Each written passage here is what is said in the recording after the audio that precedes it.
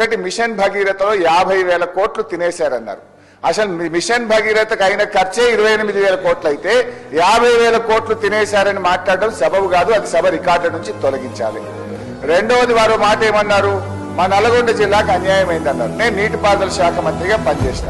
సభ అయిపోయినాక నేను ఆయన ఇద్దరం కలిసి సీదా పోదాం, పాలియాడికి పోదాం, తుంగతుర్తికి పోదాం, సూర్యాపేట పోదాం, కోదాడ పోదాం.